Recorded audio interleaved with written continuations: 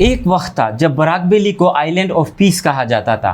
फरवरी 1984 में तब के प्राइम मिनिस्टर इंदिरा गांधी जब सिलचर विजिट पर आए थे तो बराकबेली के अमन, भाईचारे, शांति, कम्युनल हार्मोनी को देखकर उन्होंने इस क्षेत्र को कहा था आइलैंड ऑफ पीस।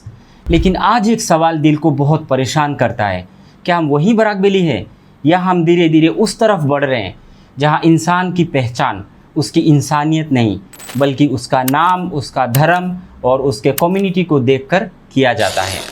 तो दोस्तों, करीमगंज जो अब ऑफिशियली श्रीभूमि डिस्ट्रिक्ट है, वहाँ के पतारकंदी एरिया से एक दिल दहला देने वाली वाकया सामने आया है।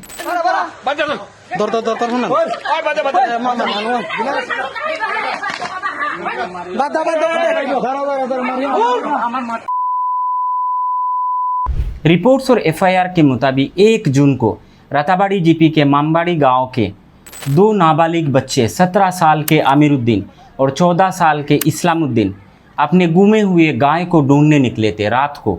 इंडियन लॉ के हिसाब से 18 साल के कम उम्र के बच्चों को माइनर माना जाता है। रिपोर्ट्स के मुताबिक वो पास के नालूगांव एरिया में पहुंच गए थे अपने गाय को ढूंढने। उन मासूम बच्चों को क्या पता था कि अगले कुछ मिनटों में उनके साथ क्या होने वाला है।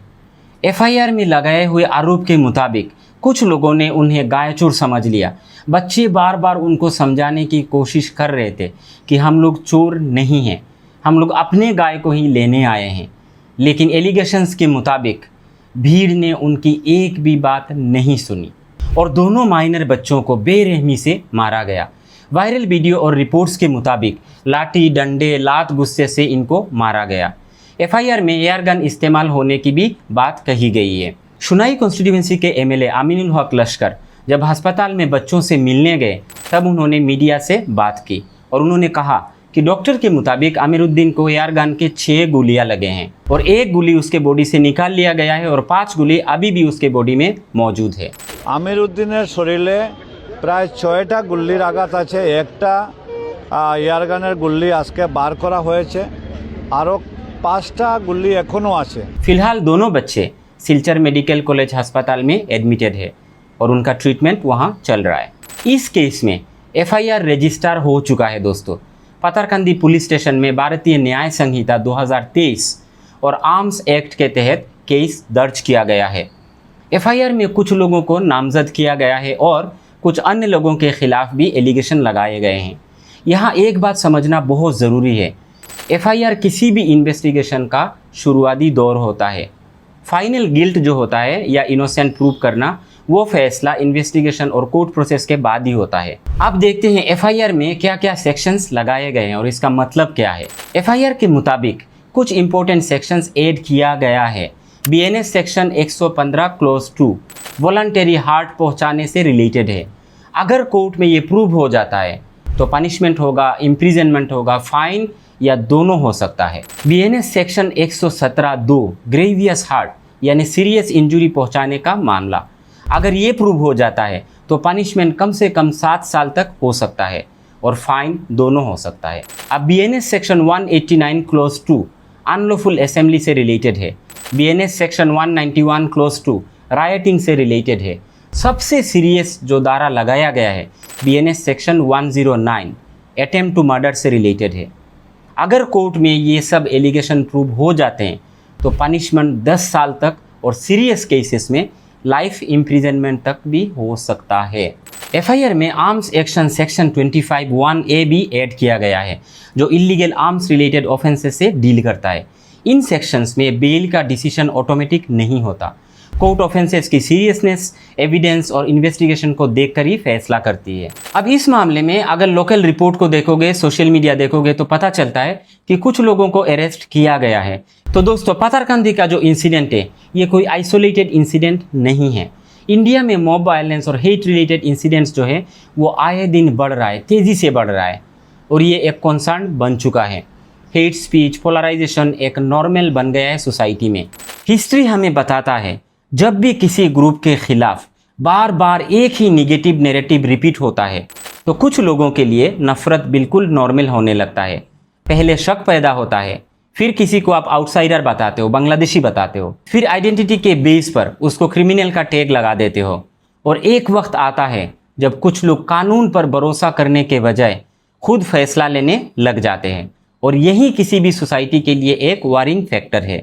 जब भी भीड़ कानून का सहारा छोड़ के खुद फैसला लेने लग जाता है, तब ये मॉब वायलेंस का रूप ले लेता है। दोस्तों, इंडिया में माइनॉरिटीज़ का जो सिचुएशन है उसको लेके काफ़ी सारे इंटरनेशनल सिविल सोसाइटी ने आवाज़ उठाई है और रिपोर्ट पब्लिश किया है। ऐसे ही कुछ एनजीओज है, जैसे मान लीजिए ह्यूमन राइट्स वॉच HRW और US commission on international religious freedom USCIRF। इन लोगों ने रिपोर्ट्स पब्लिश किया है और कहा है कि इंडिया में रिलीजियस माइनॉरिटीज़ इंक्लूडिंग मुस्लिम्स और क्रिश्चियन के खिलाफ रिपोर्टेड वायलेंस, हैरासमेंट और डिस्क्रिमिनेशन का इंसिडेंट पिछले कुछ सालों में काफ़ी ज़्यादा बढ़ चुका है। Association for protection of civil rights APCR इसके डॉक्यूमेंट के मुताबिक 22 अप्रैल से लेकर 8 मई 2025 तक इस बीच में कम से कम 184 मामले सामने आए हैं। APCR लिंक ट्रैकिंग सिस्टम और कहता है जून 2024 से लेकर जून 2025 तक इस बीच में 950 इंसिडेंट डॉक्यूमेंट किया गया है। जब भी सोसाइटी में नफरत नॉर्मल होने लगता है तो इसका असर सिर्फ पॉलिटिक्स तक नहीं रहता, इसका असर आम लोगों की ज़िंदगी पर भी पड़ता है। कई सारे फैमिलीज़, खास करके मुसलमान फैमिलीज़, अंदर अंदर से डर रहे हैं कि कहीं उनके बच्चों को सिर्फ नाम, पहचान और रिलीजन की वजह से झगड़े या टारगेट ना कर दिया जाए, और ये किसी भी सोसाइटी के लिए बहुत चिंताजनक बात है। अब देखते हैं सोशल मीडिया और मीडिया का क्या रोल है इन सब चीज़ों में। आज टीवी डिबेट्स प्राइम टाइम के जो आता है, social media platforms, political discussions और ऑनलाइन स्पीचेस का इम्पैक्ट लोगों की सोच पर बहुत गलत असर डाल रहा है। जब लोग बार बार hate speech, fake news, unverified information और प्रोपागेंडा कंज्यूम करते हैं तो धीरे धीरे कुछ लोगों के लिए ये एक नॉर्मल लगने लगता है। किसी को सिर्फ नाम देखकर क्रिमिनल समझ लेना या रिलीजन और आइडेंटिटी के बेस पर जज करना किसी भी सोसाइटी के लिए बहुत डेंजरस होता है। इस इंसिडेंट के बाद भी सोशल मीडिया पर कुछ कमेंट्स में अस्पताल में एडमिटेड नाबालिग बच्चों का दर्द नहीं, सिर्फ उनका नाम और कम्युनिटी डिस्कस किया जा रहा है, और यही हमारे सोशल फैब्रिक्स के लिए एक सीरियस वार्निंग है। अब एक बात हमेशा याद रखना चाहिए दोस्तों, हर कम्युनिटी में अच्छे बुरे लोग होते हैं।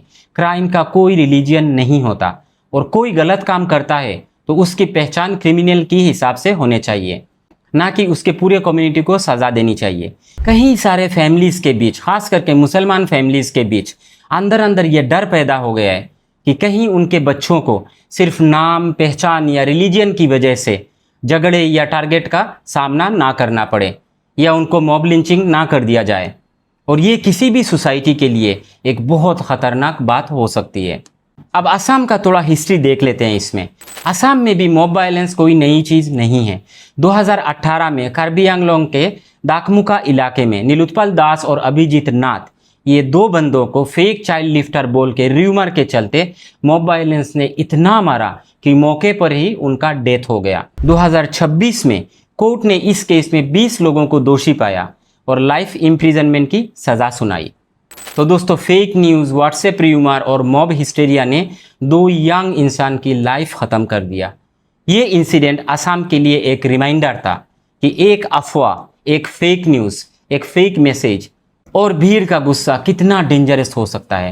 एक इंसान की गलती का बोझ पूरी कम्युनिटी पर डाल देना, यही नफरत का सबसे बड़ा खतरा होता है। दोस्तों, अब थोड़ा एविडेंस और इन्वेस्टिगेशन का मामला देख लेते हैं। इस केस में FIR रजिस्टर हो चुका है। वीडियो और रिपोर्ट्स को लेकर कई लोग दुख और कंसर्न जता रहे हैं। वीडियो का कंटेंट बहुत सेंसिटिव है, वायलेंट है और ग्राफिक है, इसलिए खास करके बच्चों के लिए इस वीडियो को देखना ठीक नहीं होगा। FIR, video evidence, medical reports और विटनेस स्टेटमेंट्स सभी इन्वेस्टिगेशन का हिस्सा होता है। इन्वेस्टिगेशन में जो भी जिम्मेदार पाया जाए, चाहे वो किसी भी कम्युनिटी का हो, किसी भी रिलीजन का हो, किसी भी बैकग्राउंड का हो, एविडेंस के बेसिस पर कानून के मुताबिक सख्त से सख्त सज़ा होनी चाहिए। साथ ही साथ ये भी याद रखिए दोस्तों, FIR इन्वेस्टिगेशन का पहला स्टेप होता है। अंतिम फैसला कोर्ट के लीगल प्रोसेस के बाद ही होता है, क्योंकि जस्टिस तभी जस्टिस होता है जब वो फेयर, ट्रांसपेरेंट और टाइमली हो। अब थोड़ा देख लेते हैं बराक वैली और बराक वैली के लोगों की क्या जिम्मेदारी हो सकता है।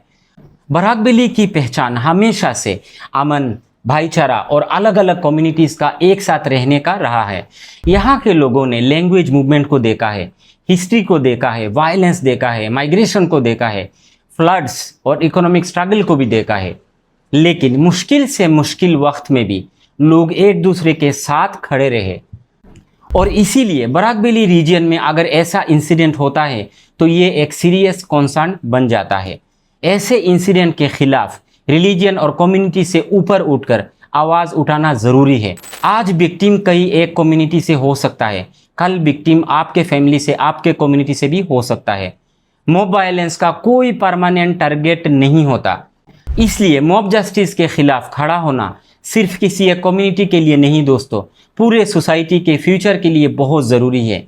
अगर आज आप चुप बैठ गए तो कल ये चीज़ आपके दरवाजे पे भी आ सकता है। एक बात सोचिए दोस्तों, क्या हम वही बराक-वैली है जिसे कभी आइलैंड ऑफ पीस कहा जाता था? एक फेक न्यूज़, एक अफवाह, एक सोशल मीडिया पोस्ट सालों से बना हुआ रिश्ता, भरोसा और हार्मोनी को कमज़ोर कर सकता है। इसलिए फैक्ट्स को वेरीफाई करिए। जब भी फेसबुक, इंस्टाग्राम, कहीं भी आप कोई भी पोस्ट डालते हो, इसको चेक करिए। लॉ पर भरोसा रखिए, इन्वेस्टिगेशन को अपना काम करने दीजिए और बराक-वैली के अमन और भाईचारे को बचाइए, क्योंकि किसी भी सोसाइटी का असली ताकत नफ़रत नहीं होता, उसलिए असली ताकत होता है इंसानियत। आपको ये वीडियो अच्छा लगे तो लाइक, कमेंट, शेयर ज़रूर कर देना और मेरे यूट्यूब चैनल को सब्सक्राइब करना मत भूलना, जिसका लिंक मैंने नीचे कमेंट बॉक्स में डाल दिया है। जय हिंद दोस्तों।